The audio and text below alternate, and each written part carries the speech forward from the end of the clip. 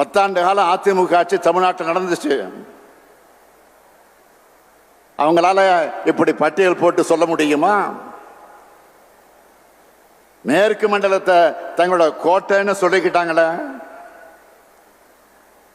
வாக்களிச்ச மக்களுக்கு அதிமுக ஆட்சி ஏதாவது நன்மை செஞ்சுதான்? இத்தனைக்கு மேற்கு மண்டலத்தை சார்ந்த அமைச்சர்கள் அதிமுக ஆட்சியில அதிகாரத்தில் இருந்தாங்க.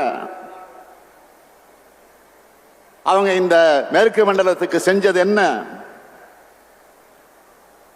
மகள்களை பெற்ற அத்தனை பெற்றோரையும் பதற வைத்தது இந்த பொள்ளாச்சி சம்பவம். மறந்துட முடியுமா? பெண்களை மிரட்டி ஆபாச படம் எடுத்து தைரியமா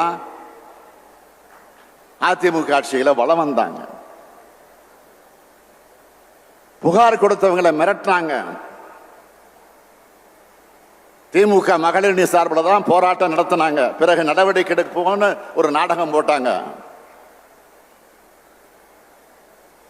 ஆனா சாட்சிகள் மிரட்டப்படக்கூடிய வேடிக்கையை பார்த்தாங்க. பத்திரிகையாளர்களை பத்தி அன்றைய முதலமைச்சர் பழனிசாமி கேட்டப்போ அப்படி எதுவும் இல்லை, ஆதாரம் இருந்தா கொடுங்கன்னு சொன்னார். நான் இப்ப தேர்தல் பிரச்சாரத்துக்கு வந்தப்போ சொன்னேன், இதை நான் சும்மா விட மாட்டேன், நிச்சயமா இதற்குரிய நடவடிக்கையை இந்த ஸ்டாலின் உறுதியாக எடுப்பான் என்று அப்பொழுதே நான் உறுதி தந்திருக்கிறேன். இன்னைக்கு மறந்துடல.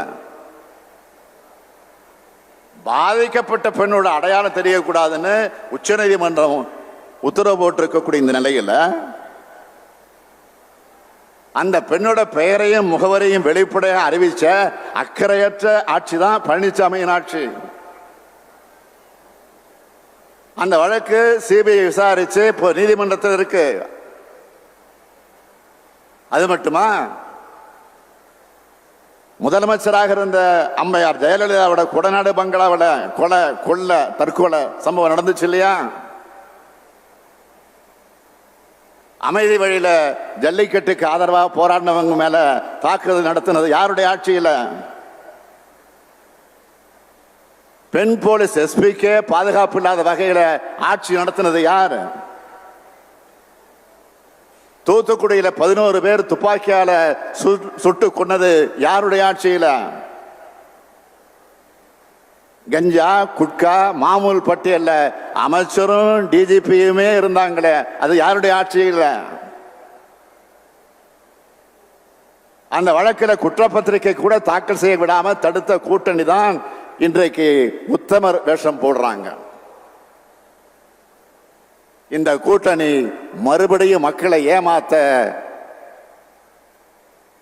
பிரிஞ்ச மாதிரி நடிச்சுக்கிட்டு இருக்காங்க. டிராமா நடந்துகிட்டு இருக்கு.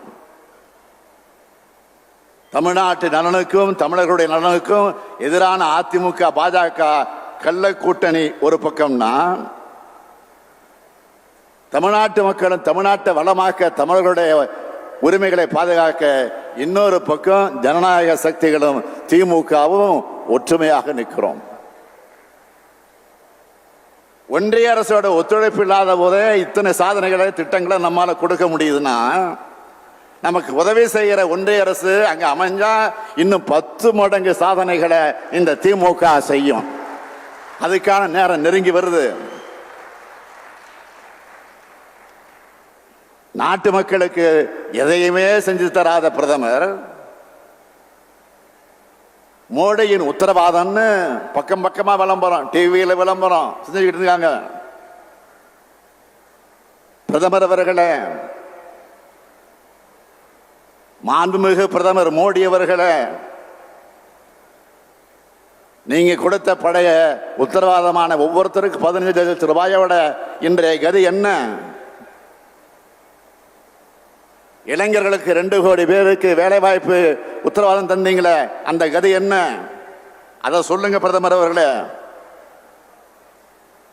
அது கூட வேண்டாம். அடுத்த வாரம் ஒரு வாரத்தில் தமிழ்நாட்டுக்கு வர்றதாக செய்தி வந்திருக்கு. வரப்போறாரு. தமிழ்நாட்டுக்கு செஞ்சு தந்திருக்கக்கூடிய சிறப்பு திட்டங்களை பட்டியல் போடுங்க. என்ன சிறப்பு திட்டங்களை கொண்டு வந்தீங்கன்னு தமிழ்நாட்டு மக்கள் எல்லோருக்கும் கேட்கணும். பதில் சொல்லுங்க பிரதமர்னு எல்லோரும் கேட்கணும். கேட்பீங்களா? போன முறை வந்தப்ப பேசினாரு, பாஜக தமிழ்நாட்டுக்கு கொண்டு வர திட்டங்கள் திமுக தடுக்குது. பிரதமர் சொல்றாரு, அவங்க கொண்டு வர திட்டங்களை நாம போய் தடுக்கிறோமா?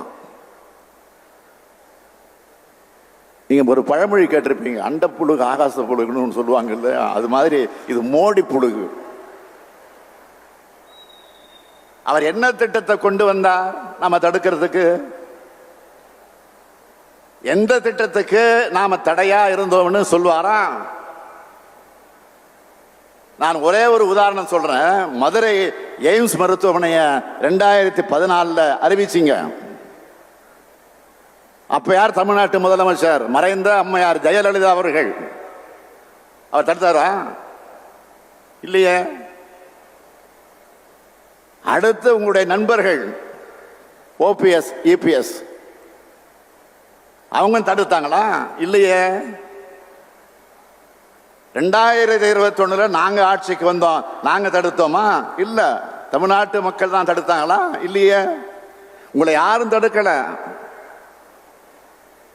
ஆட்சியில் இருந்த 10 வருஷமா தமிழ்நாட்டை திரும்பி பார்க்காம தேர்தலுக்கு 10 நாள் வந்து போய் சொன்னா தமிழ்நாட்டு மக்களான நாங்கள் என்ன ஏமாளிகளா? நாங்களெல்லாம் இழிச்சவாயங்களா? பொய்யும் வாட்ஸ்அப் கதைகளும் தான் பாஜகவோட உயிர் மூச்சு. இனி இந்த பொய்களும் கட்டுக்கதைகளும் மக்களிடம் எடுபடாது.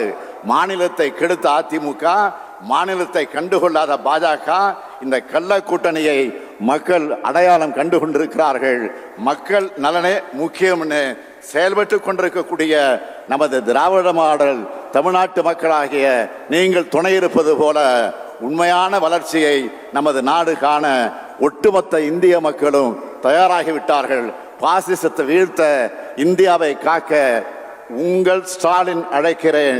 தமிழ்நாட்டை உயர்த்துவோம், இந்தியாவை காப்போம். நன்றி, வணக்கம். செய்திகளை உடனுக்குடனும் துல்லியமாகவும் தெரிந்து கொள்ள சப்ஸ்கிரைப் பண்ணுங்க.